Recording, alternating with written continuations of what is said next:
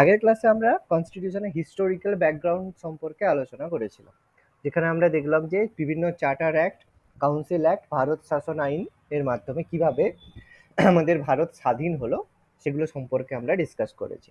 এবং আমরা দেখেছি শেষ যে আমাদের ভারতের গণপরিষদ গঠিত হয়েছিল। আচ্ছা, ভারতের গণপরিষদ কবে গঠিত হয় বলো তো? 46-এ। 1946।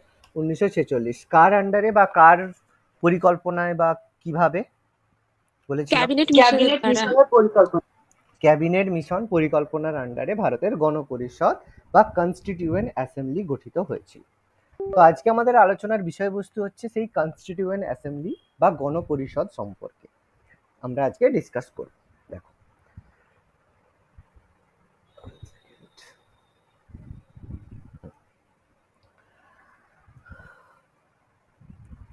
ওকে, তো প্রথমে দেখো, এই যে গণপরিষদ বা কনস্টিটিউয়েন্ট অ্যাসেম্বলির কথা আমি বললাম, এই গণপরিষদ গঠিত হয়েছিল কিসের আন্ডারে? আমরা বললাম ক্যাবিনেট মিশনের আন্ডারে। তো ক্যাবিনেট মিশন, যেটা 1946 সালে 1946 ক্যাবিনেট মিশন ভারতে আসে, হেড কে ছিল ক্যাবিনেট মিশনের? Pethick Lawrence. Pethick Lawrence. Pethick লরেন্সের মানে প্রতিনিধিত্বে আমাদের গড়ে উঠেছিল ক্যাবিনেট মিশন। আচ্ছা, তখন আমাদের ব্রিটিশ প্রাইম মিনিস্টার কে ছিল? পিএম কে ছিল? Clement Attlee. Clement Attlee. Very good. Clement এটলিকে কি বলা হয়, কি নামে পরিচিত? ক্লিমেন্ট এটলি উনি সাইমন কমিশনের সময় তো ছিলেন।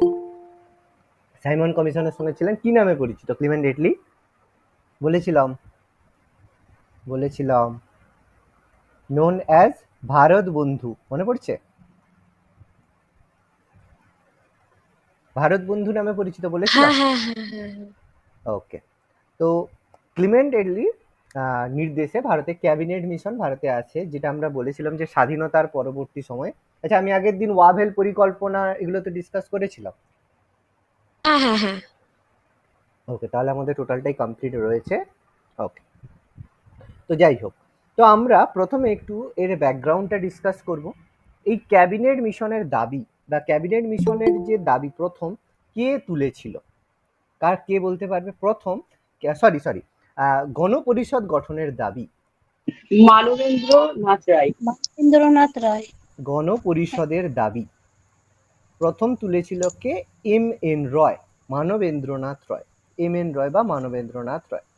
তিনি একজন কমিউনিস্ট নেতা ছিলেন।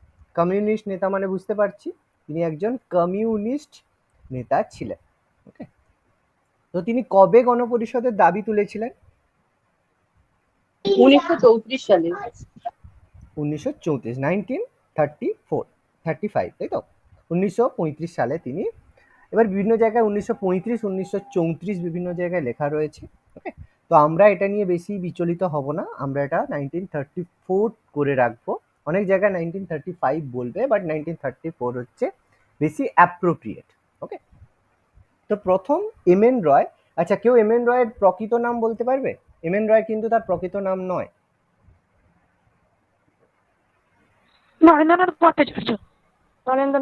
নরেন্দ্রনাথ ভট্টাচার্য। এম এন রয়ের প্রকৃত নাম কিন্তু নরেন্দ্রনাথ ভট্টাচার্য। এটা অনেকেরই জানা নেই। প্রকৃত নাম কিন্তু নরেন্দ্রনাথ ভট্টাচার্য।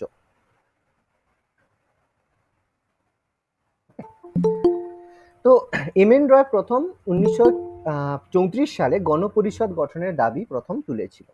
তো এই যে দাবিটা তিনি তুলেছিলেন, এই দাবিটা তোলার পরে এরপর 1936 সালে 1936 ভারতের ইন্ডিয়ান ন্যাশনাল কংগ্রেস বা ভারতের জাতীয় কংগ্রেসের অধিবেশন, যেটা আমাদের হয়েছিল কোথায়? লখনৌতে।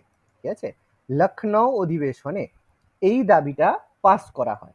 তখন এই 1936 সালে যে জাতীয় কংগ্রেসের অধিবেশন হয়েছিল, তার সভাপতি কে ছিল?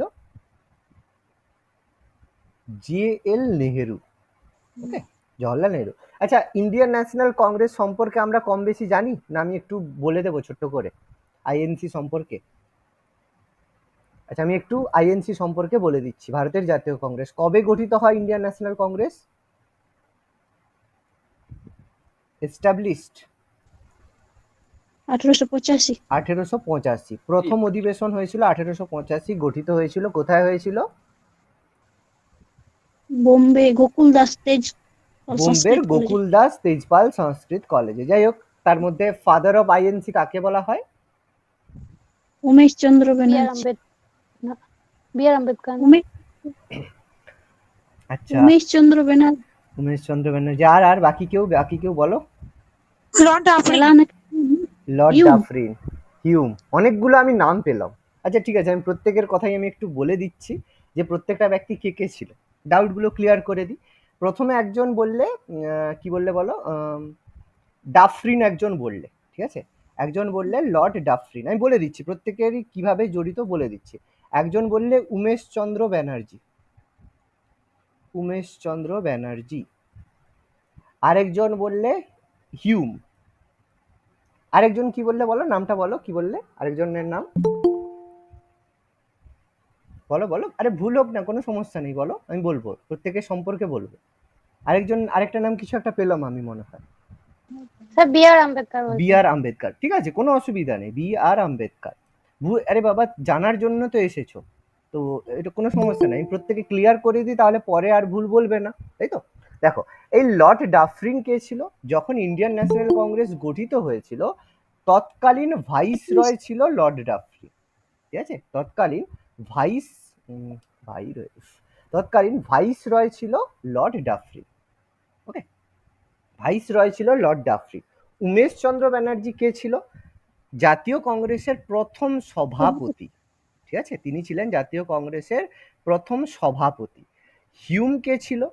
হিউম ছিল জাতীয় কংগ্রেসের প্রতিষ্ঠাতা, মানে যাকে আমরা father of Indian national Congress বলে থাকি।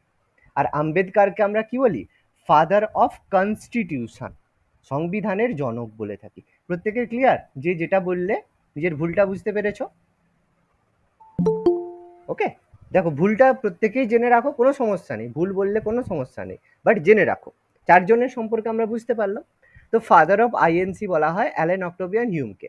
তো ইন্ডিয়ান ন্যাশনাল কংগ্রেস কি করতো? প্রতি বছর ডিসেম্বর মাসে একটা করে অধিবেশন বসতো, ভারতের বিভিন্ন প্রান্তে ডিসেম্বর মাসে অধিবেশন বসতো। কখনো বোম্বেতে হতো, কখনো মাদ্রাজে হতো, কখনো কলকাতাতে হতো, বিভিন্ন জায়গায় হতো। আচ্ছা, কেউ কিছু বলবে আনিমুল?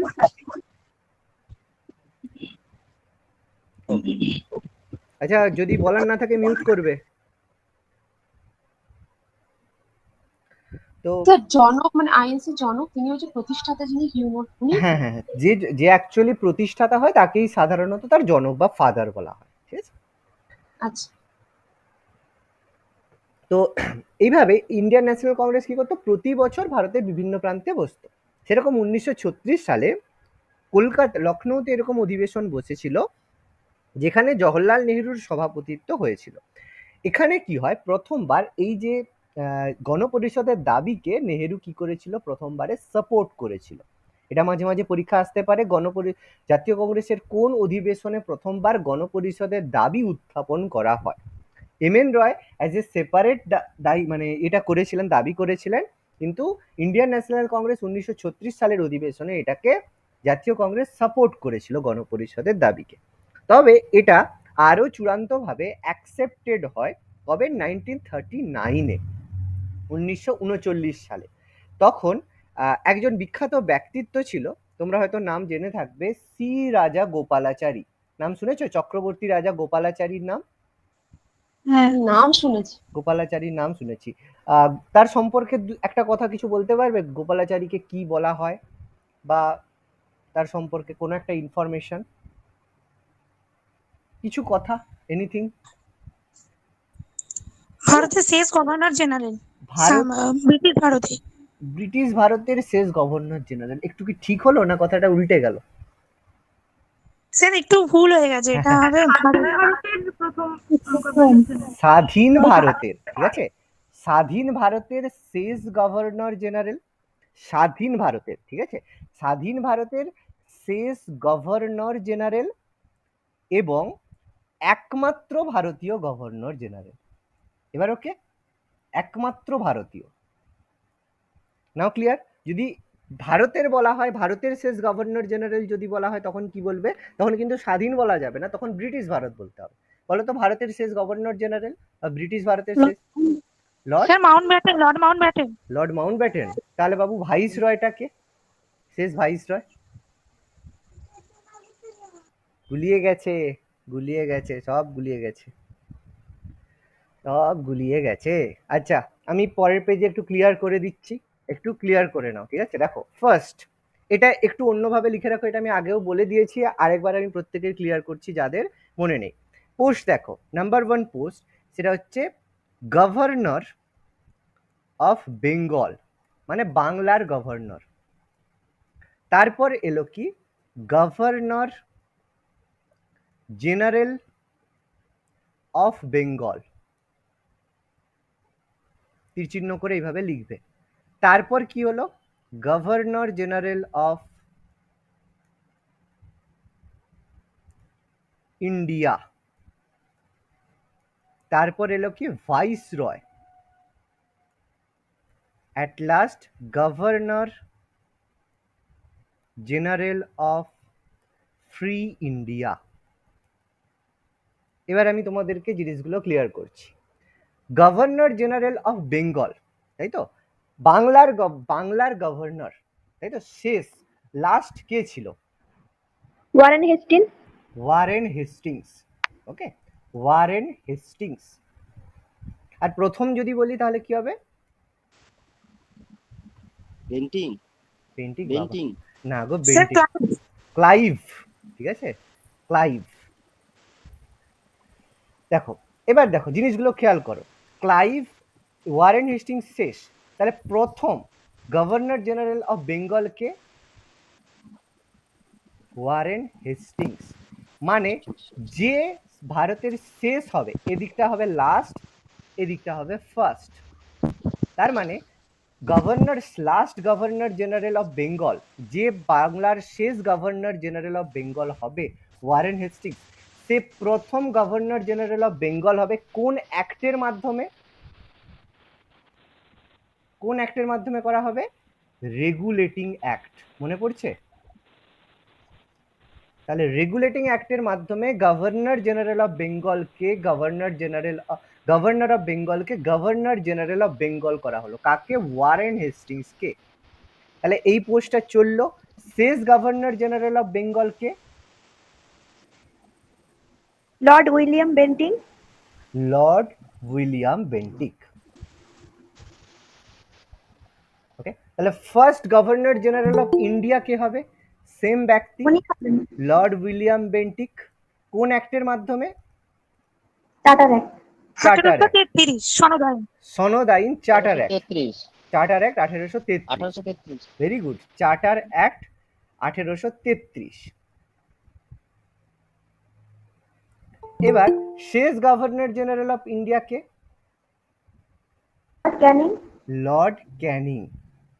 ফার্স্ট ভাইসরয় হবে কে তাহলে? লর্ড ক্যানিং। সেম ব্যাপার, কোন অ্যাক্টের আন্ডারে হবে? 1858 পয়লা নভেম্বর ভারত শাসন আইন। ভারত শাসন আইন। ভারত শাসন আইন 1858, 1858, তাই তো। শেষ ভাইসরয় কে হবে?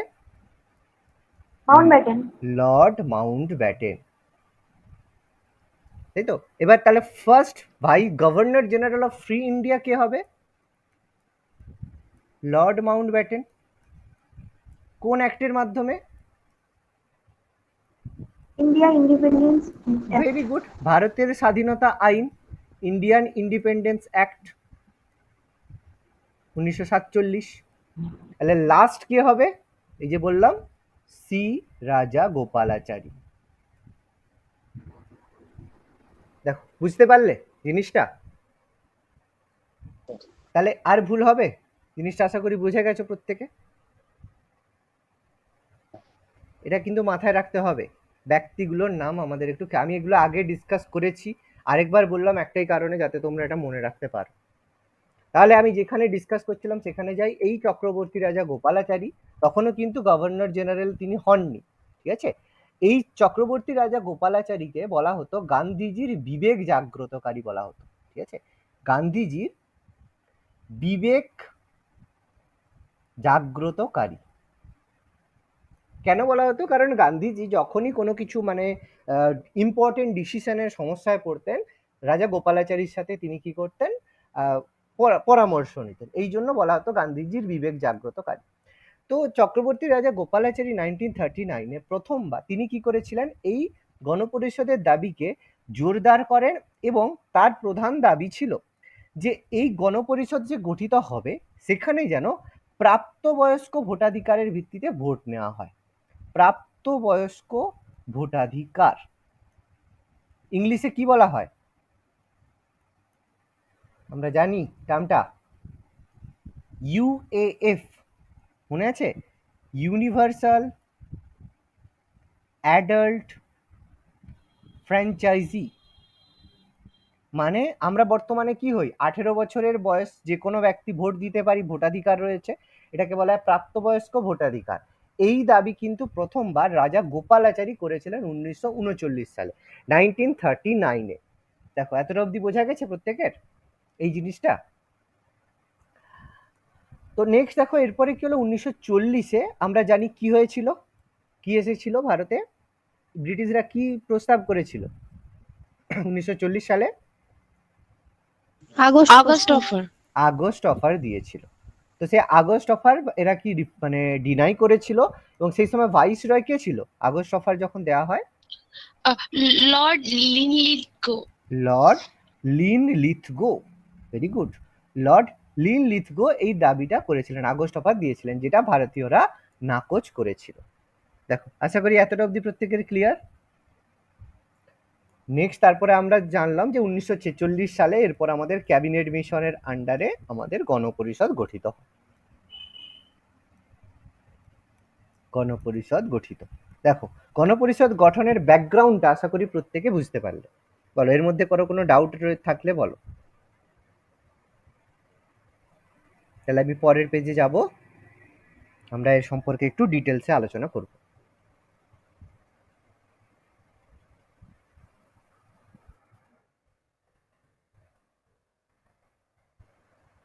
ডান? প্রত্যেকের হয়েছে? হ্যাঁ স্যার। এবার দেখো, এবার আমরা যেটা নিয়ে ডিসকাস করব খুবই ইম্পর্টেন্ট, এবার আমরা ফিচার্সের মধ্যে ঢুকবো। এই যে গণপরিষদের যে মেম্বার সদস্য কতজন ছিল, গণপরিষদের সদস্য সংখ্যা কতজন ছিল? পারা উচিত, বলতে পারবে? বলো। 389 জন। ঠিক আছে, যখন গণপরিষদ গঠিত হয় তখন মেম্বার ছিল 389 জন, কিন্তু যখন ভারত ভাগ হয়ে যায় তারপর মেম্বার হয়ে গিয়েছিল 299 জন।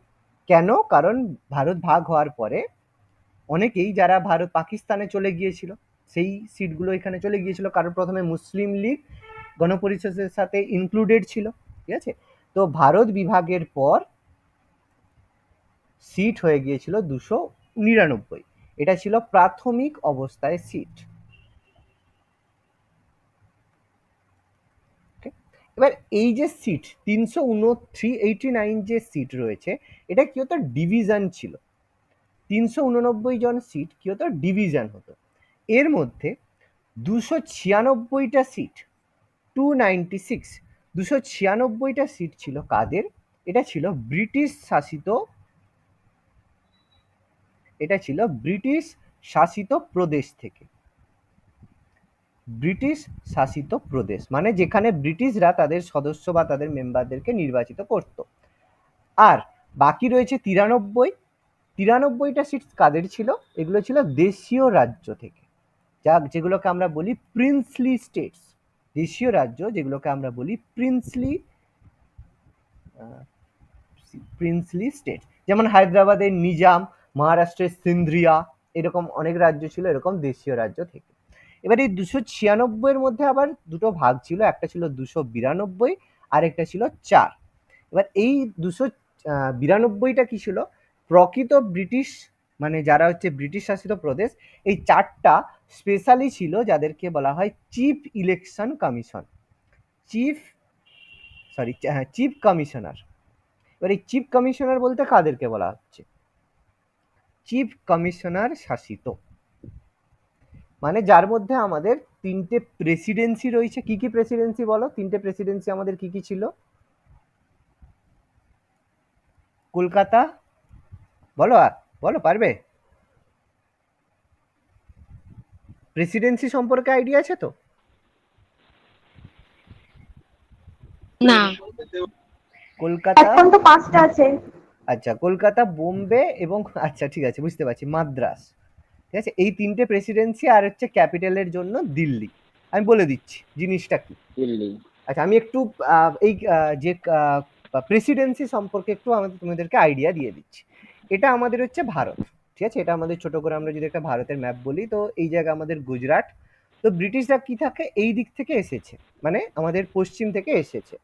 আসার পরে আমরা জানি যে এসেছিল কোথায়, আমাদের গুজরাট সুরাটে এসেছিল প্রথমে। পর্তুগিজরা আমাদের এই যে কোচিনে এসেছিল।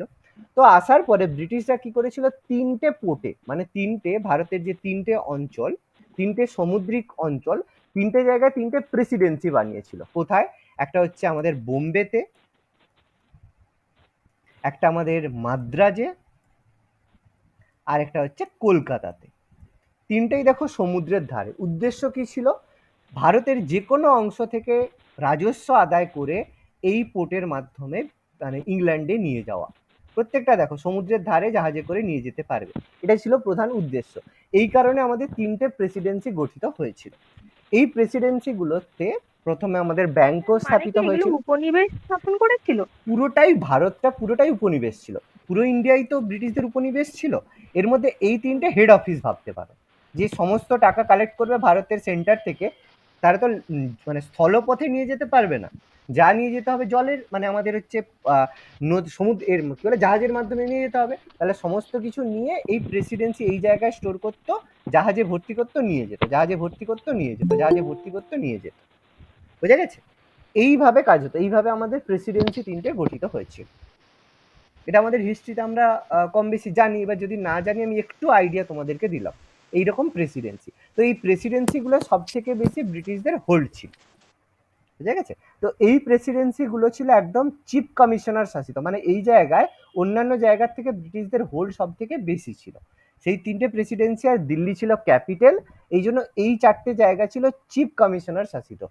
মানে এটাকে আমরা ব্রিটিশ শাসিত প্রদেশই বলবো, সেটা 296 বলবো।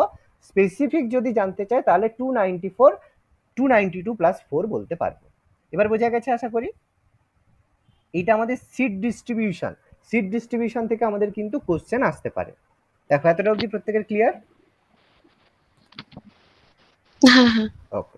এবার এখানের এই যে মেম্বার হতো, যে 389 জন ভোট মানে মেম্বার ছিল, এদেরকে নির্বাচন করা হতো কিভাবে?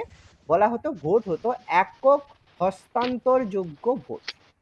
একক হস্তান্তরযোগ্য, যেটাকে আমরা বলি single transferable vote. Single transferable vote, মানে একজন ব্যক্তির একটা ভোট এইভাবে। এবার যার আন্ডারে হচ্ছে বেশি লোক থাকবে সেখান থেকে, যেটা আমাদের ব্যাপারটা এখন অন্যরকম হয়, ডিপেন্ড করে অ্যাজ এ পপুলেশনের উপর ভিত্তি করে ডিপেন্ড করে। সেই সময় পপুলেশনের ভিত্তিতে হতো না, আমাদের পোস্ট হিসেবে এগুলো করা হতো। ওকে ওকে, নেক্সট।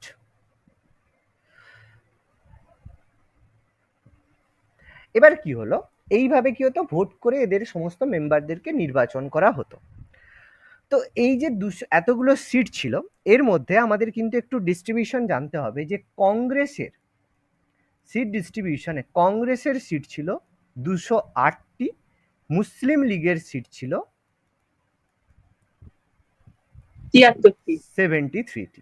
তাহলে দেখে বুঝতেই পারছি, দেখো মুসলিম লীগের সিট কম হওয়ার কারণে এরা কিন্তু প্রাথমিক অবস্থায় মুসলিম লীগ কিন্তু গণপরিষদে যোগদান করেনি।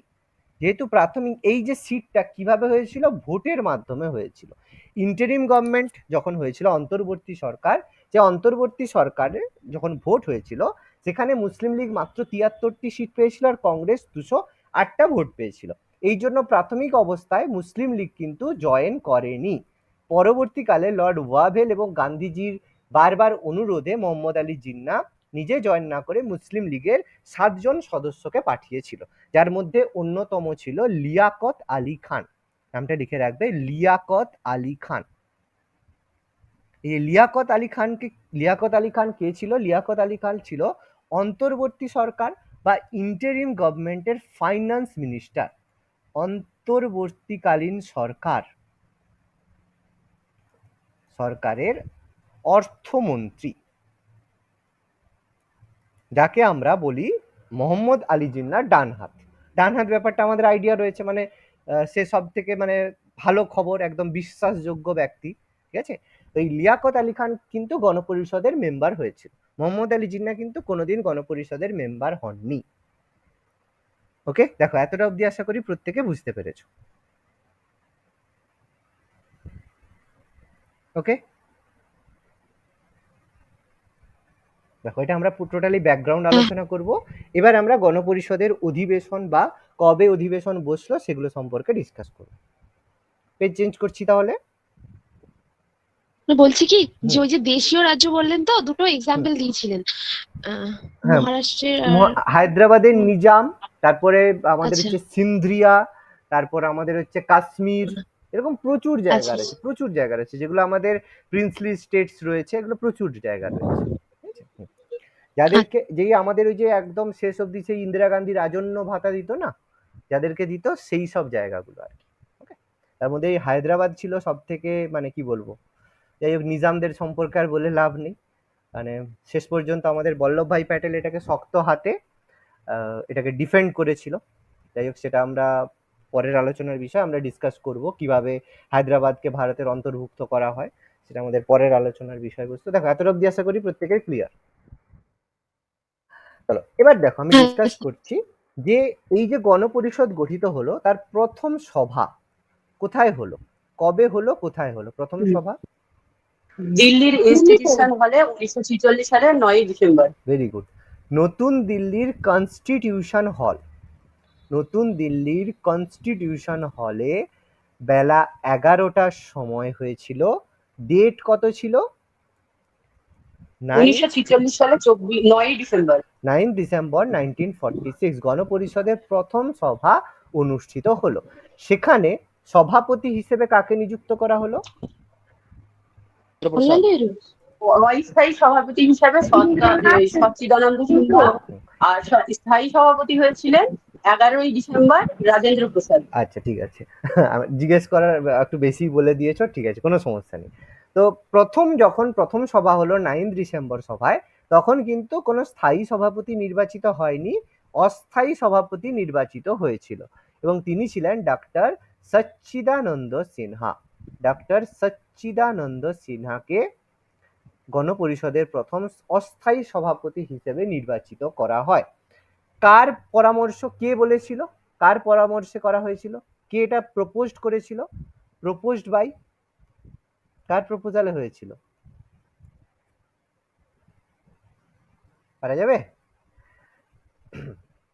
এটা ছিল, আচ্ছা আমি উত্তর না বলে এর তার সম্পর্কে একটা ইনফরমেশন দিয়ে জিজ্ঞেস করি, স্বাধীনতার সময় জাতীয় কংগ্রেসের সভাপতি কে ছিল? যখন ভারত স্বাধীন হয় জাতীয় কংগ্রেসের সভাপতি কে ছিল? পারা যাবে? এতটা হিন্ট দিলাম।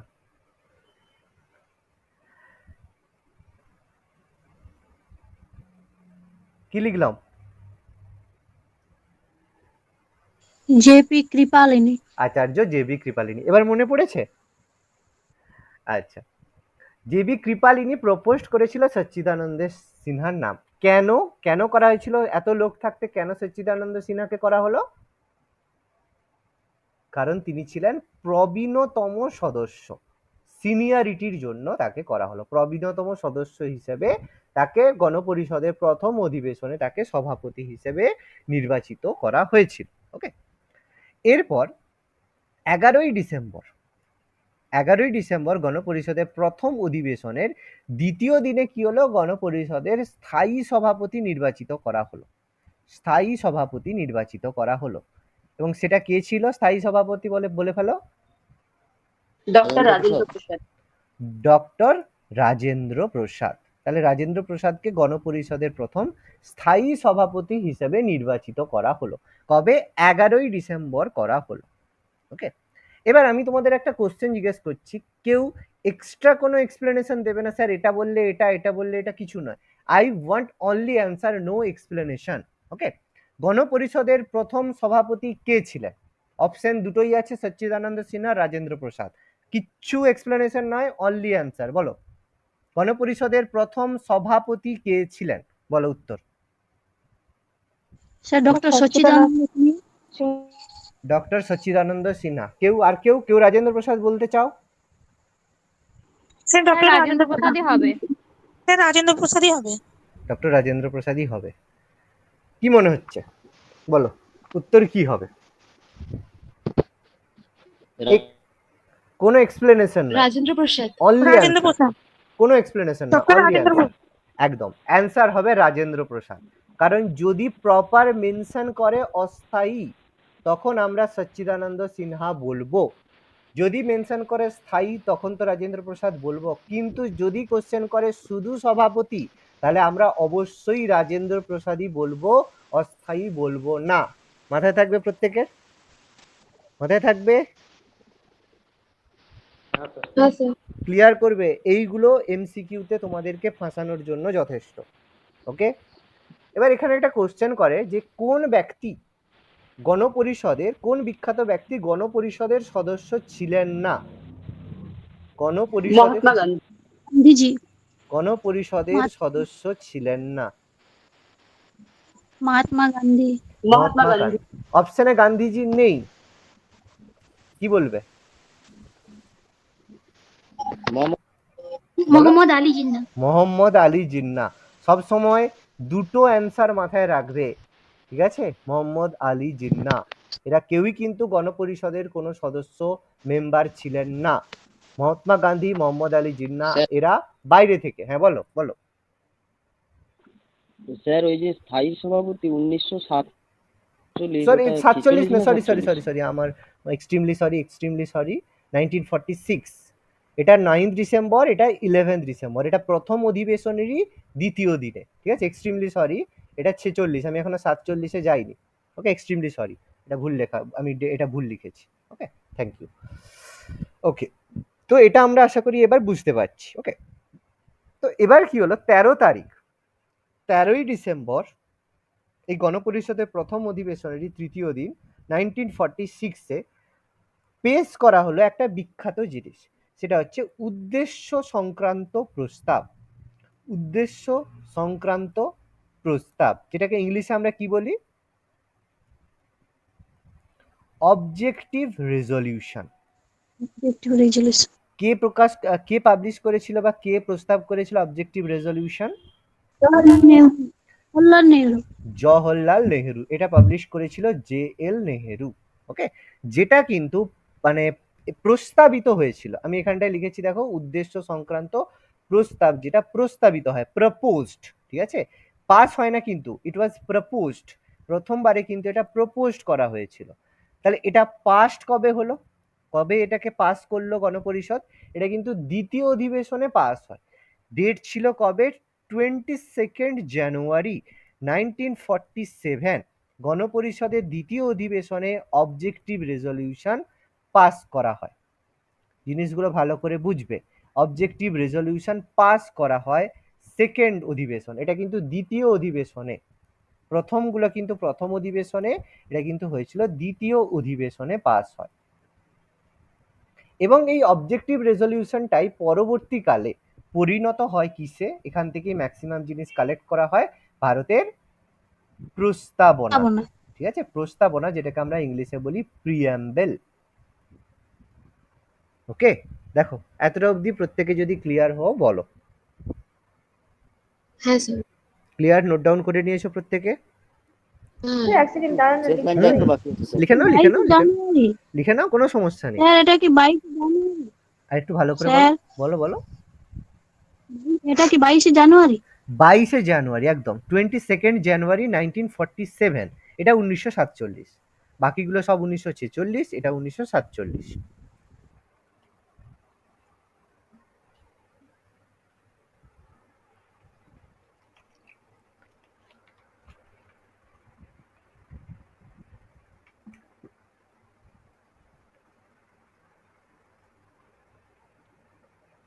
লেখা হলে বলবে। হয়েছে স্যার। ওকে, চলো তো এবার নেক্সট ডেট কি হলো, 13ই ডিসেম্বর হলো, 22শে জানুয়ারি আমাদের হয়ে গেল, ডেটগুলো আমরা ডিসকাস করলাম।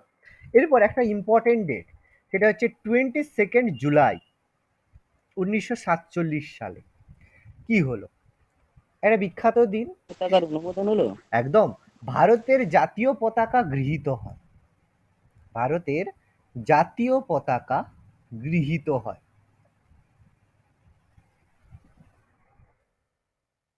আচ্ছা, এই জাতীয় পতাকার নকশা কে করেছিল গো?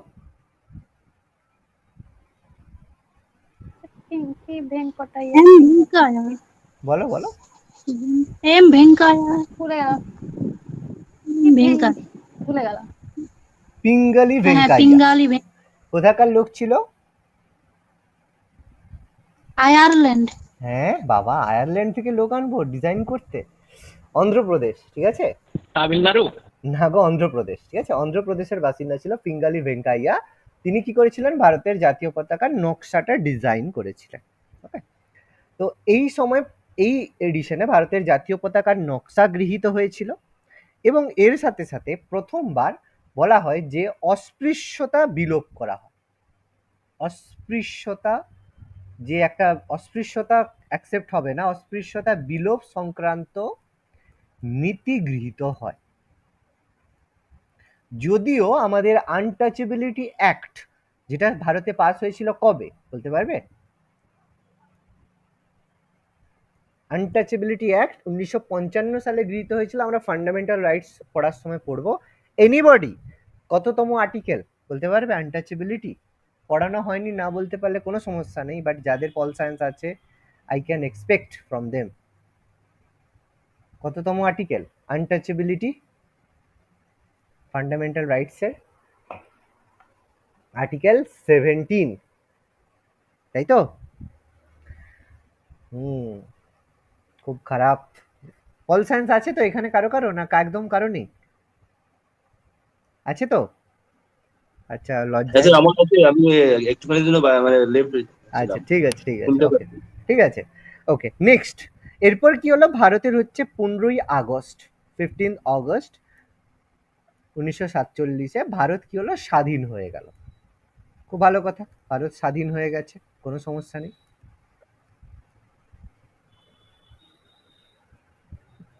আচ্ছা, 22শে জানুয়ারি, হ্যাঁ ওকে, না একটু পরেই লিখছি আমি, ঠিক আছে। আচ্ছা, এরপর আমাদের 29 অগস্ট 1947 সাল, খুব খুব খুব ইম্পর্টেন্ট একটা জিনিস তৈরি হয়, বলতে পারবে কি হলো? কি গঠন করা হলো? গঠন করা হলো খসড়া কমিটি। ইংলিশে কি? Drafting committee. ওকে, তার চেয়ারম্যান কে ছিল? ড্রাফটিং কমিটির চেয়ারম্যান বিআর আম্বেদকর। তাহলে তার চেয়ারম্যান ছিল ডক্টর বি আর আম্বেদকর। ডক্টর বি আর আম্বেদকর, ডক্টর বি আর আম্বেদকরকে কি হলো, গণপরিষদের চেয়ারম্যান, সরি খসড়া কমিটির চেয়ারম্যান হিসেবে নিযুক্ত করা হলো। এই খসড়া কমিটির টোটাল মেম্বার কতজন ছিল? টোটাল মেম্বার কতজন ছিল? 7 জন ছিল, ইনক্লুডিং আম্বেদকর, ঠিক আছে? ইনক্লুডিং আম্বেদকর, আম্বেদকরকে নিয়ে, ওকে, আম্বেদকরকে নিয়ে ছিল 7 জন মেম্বার। ওকে, বাকি 6 জন মেম্বার কে কে ছিল? দেখো এতটা লেখা হয়েছে, আমি পরের পেজে মেম্বারগুলোর নাম লিখবো, কারণ এদেরকে পাশাপাশি লিখতে হবে, একটু জায়গা লাগবে। এতটা লেখা লেখা হলে হয়েছে? দেখো, আম্বেদকর ছাড়া বাকি 6 জন মেম্বারের নাম্বার 1, প্রথম ছিল K M Munshi. K M Munshi. Number 2, Mohammad Saadulla. Mohammad Saadulla. Alladi Krishnaswami Iyer. Number 4 ছিল গোপালাস্বামী। আয়েঙ্গার। নাম্বার 5 ছিল এম মাধব রাও। নাম্বার 6 ছিল টি কৃষ্ণ মাচারি। এবার এদের মধ্যে একটু ব্যাপার আছে, ঠিক আছে, এদের মধ্যে একটু ব্যাপার আছে। কি ব্যাপার? এদের মধ্যে ব্যাপার আছে যে এদের মধ্যে একজন কিন্তু একজনের সদস্যপদ বাতিল হয়েছিল, ঠিক আছে। এদের মধ্যে এই যে মাধব রাও কিন্তু প্রথম থেকে ছিল না, ওকে, মাধব রাও কিন্তু প্রথম থেকে ছিল না। মাধব রাওয়ের জায়গায় ছিল কে? বি.এল. মিত্র ছিল। বি.এল. মিত্র ছিল। বি.এল. মিত্রর কি হয়? সদস্যপদ বাতিল হয়। বি.এল. মিত্রর সদস্যপদ বাতিল হয়। এই কারণে বি.এল. মিত্রের জায়গায় মাধব রাও আসে। আর টি কৃষ্ণমাচারী কিন্তু প্রথমে ছিলেন না, তার জায়গায় ছিল ডিপি খৈতান। ডিপি খৈতান ছিলেন। তাহলে ডিপি খৈতানের কি হয়েছিল? ডিপি খৈতানের মৃত্যু হয়েছিল এবং সেই জন্য তার জায়গায় টি কৃষ্ণমাচারী তার সদস্যপদ পেয়েছিল। নামগুলো লিখেছ: কে এম মুন্সি, মোহাম্মদ সায়েদুল্লাহ, আল্লাদি কৃষ্ণস্বামী আইয়ার, গোপালাস্বামী আয়েঙ্গার, আর মাধব রাও আর টি কৃষ্ণমাচারী।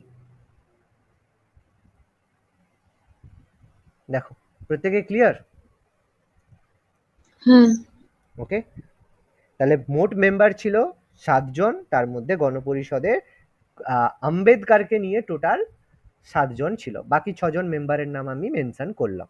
ওকে, এবার যদি বলে গণপরিষদের সহ সভাপতি কে ছিল? সহ সভাপতি কে ছিল? এখানে কিন্তু দুটো নাম মেনশন করতে হবে আমাদের। সহ সভাপতি দুজনের নাম আমাদের মেনশন করতে হবে। বলতে পারবে কেউ কে কে ছিল? একটা ছিল হরেন্দ্র কুমার মুখার্জি, আর একজন ছিলেন ভিটি কৃষ্ণমাচারী। Very good. প্রথম ছিল হরেন্দ্র কুমার মুখার্জি, ঠিক আছে। হরেন্দ্র কুমার মুখার্জি কিন্তু প্রথম অধিবেশন বা সেকেন্ড অধিবেশন থেকে দ্বিতীয় অধিবেশনে তাকে নিযুক্ত করা হয়েছিল। আর টি কৃষ্ণমাচারীকে কবে করা হয়? এই যে দেখো, তিনি যখন এই যে ডিপি খৈতান মারা গেল, ঠিক আছে, ডিপি খৈতান যখন মারা গেল, তারপর তাকে গণপরিষদের মেম্বার মানে সহ সভাপতি হিসাবে নির্বাচিত করা হয়। মানে এটা 29শে অগস্ট। টি কৃষ্ণমাচারী, আরেকটা লিখে রাখি, টি কৃষ্ণমাচারী। ওকে, এটা কিন্তু এই আমাদের 29 অগস্টের পরে।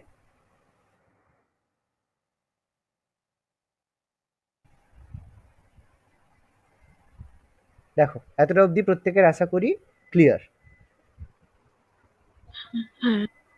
ওকে, পেজ চেঞ্জ করি তাহলে। হ্যাঁ। এবার দেখো, তাহলে সুন্দরভাবে আমাদের কনস্টিটিউশন এগোতে শুরু করলো এবং এসে আমাদের সংবিধান বা কনস্টিটিউশন কবে গৃহীত হয়? 1949 খ্রিস্টাব্দে 26শে নভেম্বর। অ্যাডপ্টেড হয় 1949, 26 নভেম্বর, তাই তো? সংবিধান গৃহীত হয়। এই দিনটাকে আমরা কি দিবস হিসেবে পালন করি? প্রজাতন্ত্র দিবস। এটাকে সংবিধান দিবস বলা হয়, এটাকে বলা হয় কনস্টিটিউশন ডে। সংবিধান দিবস। হ্যাঁ, এটাকে বলা হয় কনস্টিটিউশন ডে বা সংবিধান দিবস হিসেবে পালন করা হয় যেদিন সংবিধান গৃহীত হয়। ওকে, এরপর 1950 24শে জানুয়ারি কি হয়? গণপরিষদের সংবিধান না, জানো তো 26শে জানুয়ারি হয়। 26শে জানুয়ারি হয় সে তো জানো, তাহলে দুদিন আগে আমি বলেছি গণপরিষদের শেষ অধিবেশন স্যার। শেষ অধিবেশন হয়। ভেরি গুড, গণপরিষদের শেষ অধিবেশন হয়। ওকে, এই দিন গণপরিষদের শেষ অধিবেশন অনুষ্ঠিত হয় এবং এখানে টোটালি ফাইনালাইজ করা হয় ভারতীয় সংবিধানে কতগুলো ধারা, কতগুলো অধ্যায়, সরি কতগুলো 395টি তপশিল ধারা, আর কতগুলো অধ্যায় বলো মূল সংবিধানে? 395টি ধারা, 395টি ধারা, তপশিল কটা? 12টি। 8টি। ও 8টি। অধ্যায় কটি? 22টি। ওকে, বর্তমানে তপশিল আছে 12টি, অধ্যায় আছে 25টি, তাই তো? আর্টিকেল বলছি হ্যাঁ, না, স্যার। আর্টিকেল চেঞ্জ হয়, আর্টিকেল নিয়ে কারো মাথা ব্যথার দরকার নেই, পরীক্ষায় কোনোদিন ডাইরেক্ট জিজ্ঞেস করবে না ভারতীয় সংবিধানে বর্তমানে কতগুলি আর্টিকেল আছে, জিজ্ঞেস করবে না কোনোদিন না, কারণ আজকে পড়ে যাবে, পড়ে গেলে তারপরে যখন পরীক্ষা দিতে যাবে চেঞ্জ হয়ে যাবে, ঠিক আছে? এই নিয়ে আর্টিকেল নিয়ে কোনো মাথা ঘামানোর দরকার নেই। মূল সংবিধানে 395 পড়বে, তপশিল 8টা ছিল, বর্তমানে 12টা আছে, 22টা পার্ট ছিল, এখন 25টা পার্ট রয়েছে, ব্যাস, দ্যাটস এনাফ। ওকে, এবং এরপর আমাদের সংবিধানকে কার্যকরী করা হয় কবে? 1950 সালে, 26শে জানুয়ারি 26শে জানুয়ারি। 50। 26শে জানুয়ারি 1950 সালের 26শে জানুয়ারি সংবিধানকে কার্যকরী করা হয়, ঠিক আছে? কার্যকরী করা হয় মানে কেম ইনটু ফোর্স, যে দিনটাকে আমরা কি বলি? প্রজাতন্ত্র দিবস। প্রজাতন্ত্র দিবস। প্রজাতন্ত্র দিবস। প্রজাতন্ত্র দিবস বা যেটাকে আমরা বলি রিপাবলিক ডে, যেটাকে আমরা বলি রিপাবলিক ডে। ওকে, এবার এখানে আমি কিছু কথা জিজ্ঞেস করব, যে তৈরি করতে কতদিন সময় লেগেছিল? 2 বছর 11 মাস 18 দিন। 2 বছর 11 মাস 18 18 দিন। কোনো জায়গায় 17 থাকবে, কোনো জায়গায় 18 থাকবে, কনফিউজ হওয়ার কোনো দরকার নেই, ঠিক আছে? এবার কত টাকা খরচ হয়েছিল? 64 লক্ষ। 64 লক্ষ টাকা খরচ হয়েছিল, ঠিক আছে? ওকে, দেখো এতটা অবধি আশা করি প্রত্যেকের ক্লিয়ার, বলো ক্লিয়ার? দেখো এবার আমি পেজ চেঞ্জ করব, হ্যাঁ স্যার। পেজ চেঞ্জ করব, আমরা একটু লিখি বলো বলো। লিখিনি। লিখে নাও, লিখে নাও। এরপর আমরা এই গণপরিষদের কিছু আরো এক্সাইটিং কিছু জিনিস নিয়ে আলোচনা করব।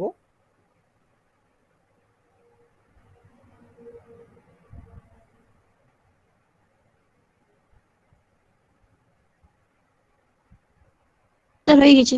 ওকে, আচ্ছা, আগের পেজে একটা জিনিস এখানে একটু নোট ডাউন করে রাখবে, একটু এই জায়গা যেখানে সহসভাপতি ছিল এখানে লিখে রাখো যে সেই আমাদের সংবিধানের সাংবিধানিক পরামর্শদাতা, সাংবিধানিক পরামর্শদাতা, যাকে আমরা বলি কনস্টিটিউশনাল অ্যাডভাইজার, কনস্টিটিউশনাল অ্যাডভাইজার কে ছিল? এনিবডি? তার নাম ছিল বেনেগাল নরসিংহ রাও।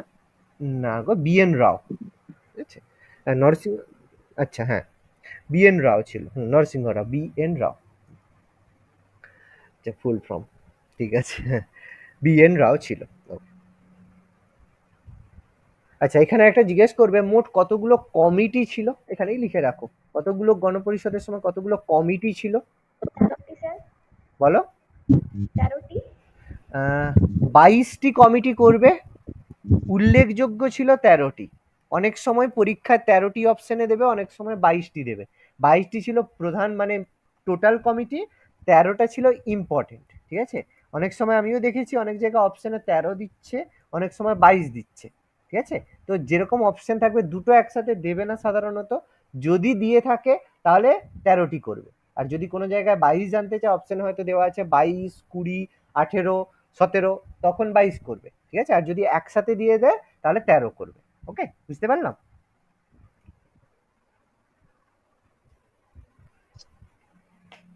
ওকে, পেজ চেঞ্জ করছি তাহলে।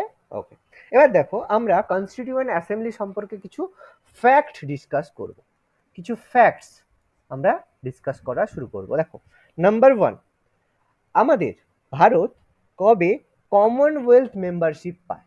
ভারত কবে কমনওয়েলথ মেম্বারশিপ পায়?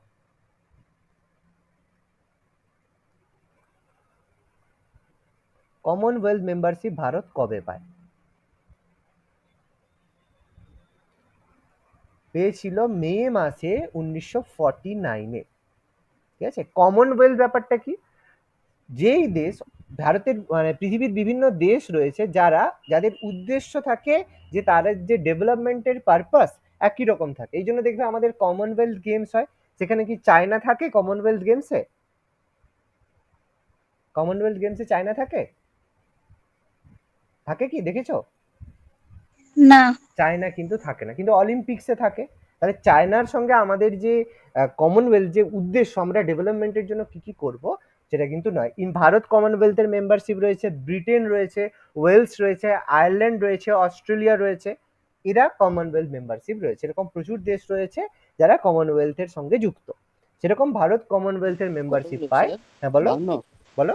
52 দেশ? এবার এই মুহূর্তে কতগুলো আছে? 52টি আছে কি? খেয়াল নেই গো, বা হয়তো বাড়তে পারে, রিসেন্ট হয়তো ইনক্রিজ করেছে। এটা কারেন্ট অ্যাফেয়ার্সে তো আমার ঠিক খেয়াল নেই, একটু দেখতে হবে। ঠিক আছে, আচ্ছা। তো এখানে আমরা একটু আগে ডিসকাস করলাম ন্যাশনাল ফ্ল্যাগ কবে অ্যাডপ্ট করা হয়, আমি একটু আগেই বললাম, বলো। জুলাই। ডেট পুরো ডেট বলতে হবে। 22nd July 1947। 22শে জুলাই 1947। 22 জুলাই। দেখো আমি এর মধ্যেই দেখো এতক্ষণ পড়াচ্ছি, অনেকেই এখনো নোট ডাউন করনি, শুনে নিয়েছো কিন্তু দেখেছো যে হ্যাঁ হাই খাতায় তো লেখা নেই, বলতে পারলাম না। অনেকেই নোট ডাউন করছো না, আমি জানি ভালো করে। তাদেরকে ওয়ার্ন করছি আরেকবার, নিজেদের মানে বেকার নিজেদের হচ্ছে মানে কবর নিজেরা খুঁড়ো না, ঠিক আছে? ভালো চাইলে নিজেরা লিখে নাও একটু। আচ্ছা, এবার আমি একটু ডিসকাস করছি যে আমাদের ন্যাশনাল সং আর ন্যাশনাল অ্যান্থিম কবে অ্যাডপ্টেড করা হয়? 24শে জানুয়ারি 1950। 24শে জানুয়ারি 1950। এবার কোনটা কি বলো তো, ন্যাশনাল সংটা কি? জনগণমন।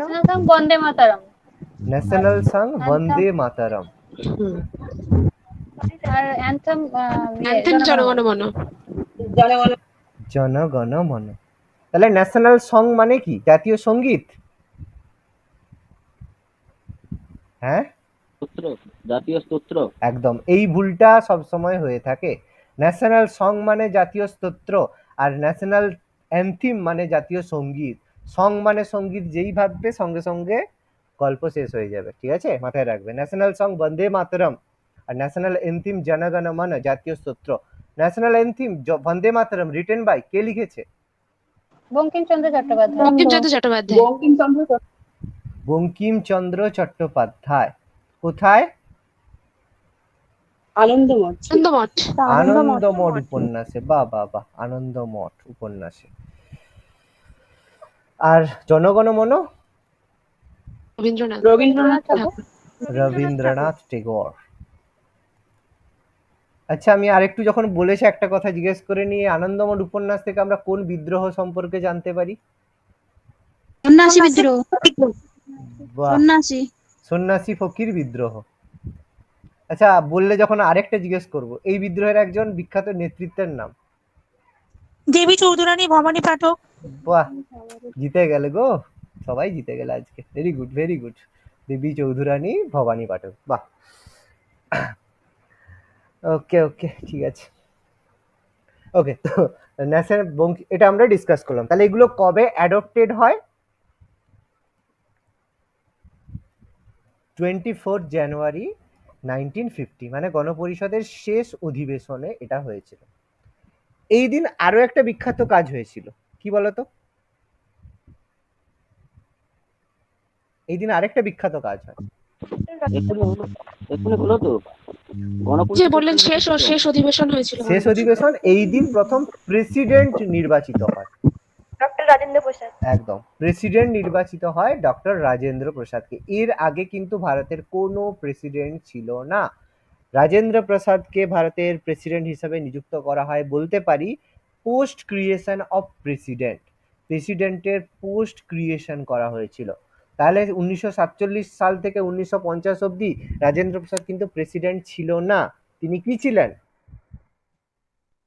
তিনি কি করতেন? সভাপতিত্ব করতেন। জনপরিষদের স্থায়ী সভাপতি।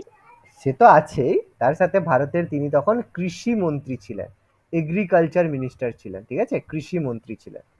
তারপর যখন তিনি প্রেসিডেন্ট হলেন তখন তিনি এই পদ থেকে পদত্যাগ করলেন। ওকে, তাহলে পোস্ট ক্রিয়েশন হলো 24শে জানুয়ারি 1950 সালে।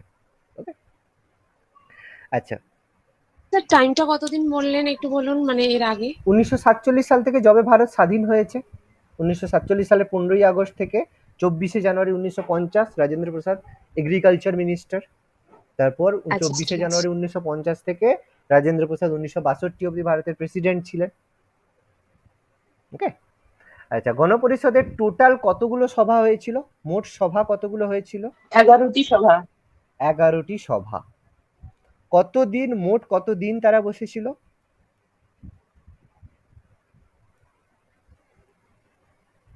165 দিন, 165 ডেজ, ঠিক আছে। 11টি সভা বসেছিল, মোট 11টি সভা বসেছিল, সব সভা মিলিয়ে টোটাল 165 দিন তারা বসেছিল। ওকে, দেখো এতটা ক্লিয়ার প্রত্যেকের, আশা করি।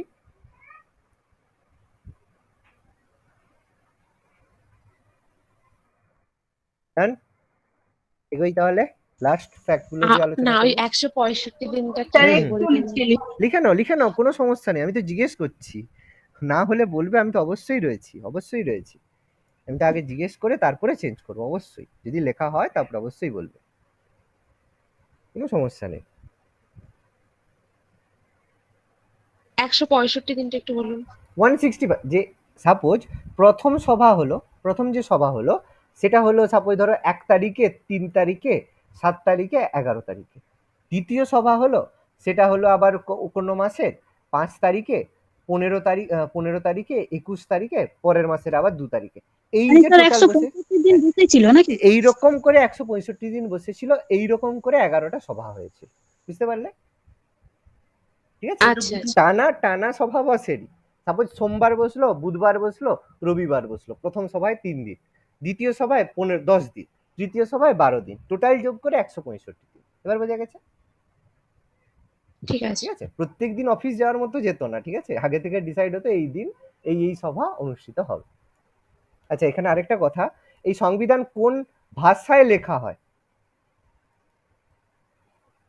কোন ল্যাঙ্গুয়েজে constitution written? Main constitution written in which language? খুব ভালো কোশ্চেন, মনে পড়লো, बताओ। হিন্দি না ইংলিশ? বলো। Sir English. ঠিক বলছো, ইংলিশ? ইংলিশই হবে। ইংলিশ হবে? হিন্দি হবে মনে হয়, রাষ্ট্রীয় ভাষা যেটা। বলো কি হবে? দেখো, মেন কনস্টিটিউশন লেখা হয়েছিল কিন্তু ইংলিশে, ঠিক আছে, রিটেন কিন্তু ইংলিশে মেন কনস্টিটিউশন রিটেন, যেটাকে হিন্দিতে ট্রান্সলেট করা হয়েছিল।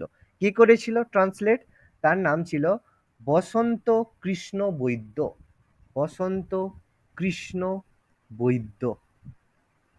আর এই ইন্ডিয়ান কনস্টিটিউশনটাকে কে, মানে বলবো যে হচ্ছে একে ছিল, মানে যাকে বলা হয় ডেকোরেটেড। কে ডেকোরেট করেছিল? ডেকোরেটেড বাই বড় আমাদের চিত্রশিল্পী একজন, প্রত্যেকেই তার নাম জানি। নন্দলাল বসু। নন্দলাল বসু, ঠিক আছে, decorated by Nandalal Bose. B R. সিনহাও ছিল, বাট আমরা শুধু নন্দলাল বোসের নামটাই করব, এতটা আমাদের কাছে এনাফ। ক্লিয়ার হয়েছে? বসন্ত কৃষ্ণ বৈদ্য। বসন্ত কৃষ্ণ বৈদ্য হিন্দুতে এটাকে ক্যালিগ্রাফি করেছিল, মানে ট্রান্সলেট বা ক্যালিগ্রাফি বলা হয় এটাকে, হিন্দি ভার্সন, ঠিক আছে, এটাকে অ্যাকচুয়ালি ক্যালিগ্রাফি বলা হয়। অনুবাদ। হ্যাঁ, অনুবাদই বলো না, ঠিক আছে, এটা হিন্দিতে অ্যাকচুয়াল কথাটা হচ্ছে ক্যালিগ্রাফি। তো ক্যালিগ্রাফি জিনিসটা এটাকে খোদাই ব্যাপারটা বলা হয়, তো ট্রান্সলেটই বলো, কোনো সমস্যা নেই। আমি লিখে রাখছি, ক্যালিগ্রাফি যদি জানতে চাই আলাদা করে, হু ক্যালিগ্রাফি ইন হিন্দি ভার্সন, তাহলেও বলতে পারো। অনুবাদ হিসেবেই বেশি আমাদের জানতে চাই অ্যাকচুয়ালি, ঠিক আছে। আচ্ছা, লাস্ট অফ অল শুধু একটা বলে দিই, গণপরিষদের হচ্ছে সিম্বল কি ছিল, কনস্টিটিউয়েন্ট অ্যাসেম্বলির সিম্বল কে ছিল? সিম্বল হাতি স্যার। হাতি ছিল, এলিফ্যান্ট, ভেরি গুড, হাতি বা এলিফ্যান্ট ছিল। বাহ, ভেরি গুড। দেখো আশা করি হয়েছে। আর গোটা হ্যাঁ গোটা হ্যাঁ দুয়েক লিখে নাও গোটা দুয়েক আর বললেই কমপ্লিট হয়ে যাবে আজকে।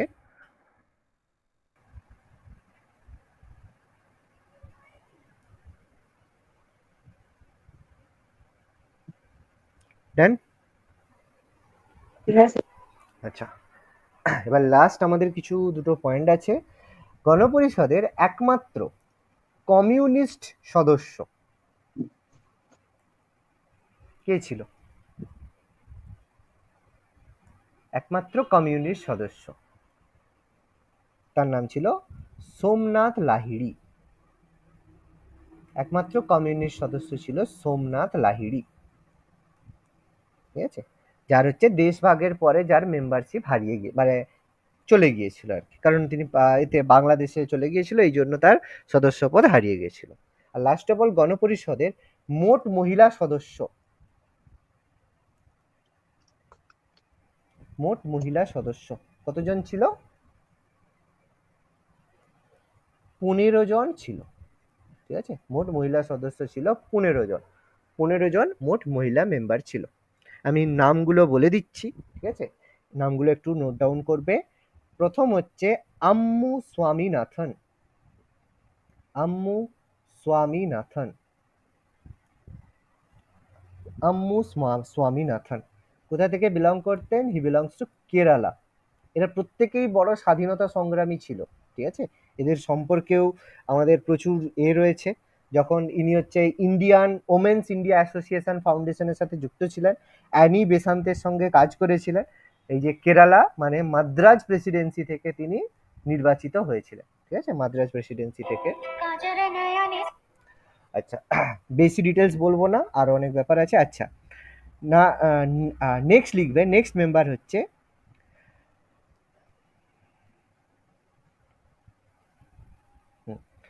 নেক্সট আচ্ছা, নেক্সট মেম্বার লিখবে বেগম আজিজ রসুল। বেগম আজিজ রসুল, সবগুলো বলবো না। ওকে, বেগম আজিজ রসুল। ওকে, সবার নাম বেকার বলে লাভ নেই, তো পারবে না। আচ্ছা, তিনি শুধু লিখে রাখবে ইউপি থেকে, উত্তরপ্রদেশ থেকে তিনি বিলং করতেন। ওকে, আচ্ছা, মেন যেটা হচ্ছে আমাদের লাগে, যেটা আমাদের প্রচুর পড়ে, নাম্বার 3 যেটা ফেমাস, সেটা হচ্ছে দুর্গাবাই দেশমুখ। দুর্গাবাই দেশমুখ। ঠিক আছে, দুর্গাবাই দেশমুখ ইম্পর্টেন্ট একজন ব্যক্তিত্ব ছিলেন। তিনি হচ্ছেন 12 বছর বয়সে, ঠিক আছে, একদম 12 বছর বয়সে তিনি নন কোঅপারেশন মুভমেন্ট মানে অসহযোগ আন্দোলনে যোগদান করেছিলেন। এবং তিনি হচ্ছে গান্ধীজির খুব মানে ফেমাস মানে মানে কাছের ছিলেন, কাছের বাবা, এতবার কেন ফোন করতে হবে লোককে। আচ্ছা, দুর্গাবাই দেশমুখ তিনি হচ্ছেন একজন বিখ্যাত ব্যক্তিত্ব ছিলেন, আমাদের মাদ্রাজ প্রেসিডেন্সি থেকে ছিলেন। আর কমলা চৌধুরী। কমলা চৌধুরী, ঠিক আছে, ইনি একজন বিখ্যাত ব্যক্তিত্ব ছিলেন। ইনি হচ্ছেন অ্যাকচুয়ালি ভাইস প্রেসিডেন্ট ছিলেন আমাদের। এটা হচ্ছে গান্ধীজির সাথে তিনি নন কোঅপারেশন মুভমেন্টেও সিভিল মানে অসহযোগ আন্দোলন, আইন অমান্য আন্দোলনেও তিনি যুক্ত ছিলেন। লীলা রয়। লীলা রায়।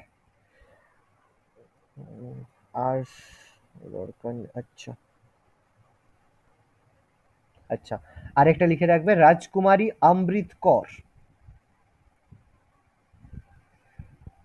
মনে আছে রাজকুমারী অমৃত কর নাম, অমৃতা কর নাম?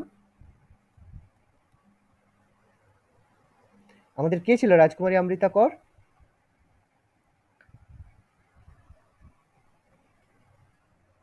বলতে পারবে অমৃতা কর কে ছিলেন? প্রথম আমাদের ফার্স্ট হেলথ মিনিস্টার ছিল, স্বাস্থ্যমন্ত্রী ছিল।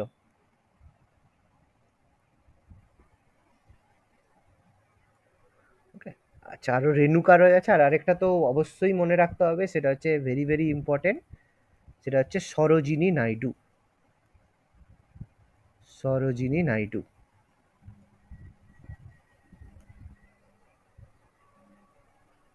আচ্ছা, সরোজিনী নাইডু ভারতের কে ছিল? সরোজিনী নাইডুকে কি বলা হয়? ভারতের নাইটিঙ্গেল। নাইটেঙ্গেল অফ ইন্ডিয়া বলা হয়, তাই তো? ভারতের নাইটেঙ্গেল অফ ইন্ডিয়া বলা হয়। প্রথম গভর্নর ছিল, তাই তো? ভারতের প্রথম গভর্নর ছিল, হ্যাঁ, ফার্স্ট গভর্নর ছিল। তারপর আমাদের বিজয়লক্ষ্মী পণ্ডিত, বিজয়লক্ষ্মী পণ্ডিত, সব ফেমাস পার্সোনালিটি, এরা কিন্তু গণপরিষদের মেম্বার হিসাবে ছিলেন। বিজয়লক্ষ্মী পণ্ডিত, ঠিক আছে? কে ছিল বলতে পারবে Vijayalakshmi Pandit? Sister of J L. Nehru, ঠিক আছে? জে.এল. নেহেরুর সিস্টার ছিলেন। আর হচ্ছে, ঠিক আছে, এগুলোই মোটামুটি করা। আরও নাম আছে, অ্যানি, আমার হচ্ছে ম্যাসকারেনি রয়েছে, আরও অনেকে রয়েছে, দরকার নেই। মোটামুটি 8টা নাম মাথায় রাখার চেষ্টা করবে। তার মধ্যে Durgabai Deshmukh very very very very important, তারপর সরোজিনী নাইডু, বিজয়লক্ষ্মী পণ্ডিত। ওকে, দেখো প্রত্যেকের টপিক ক্লিয়ার?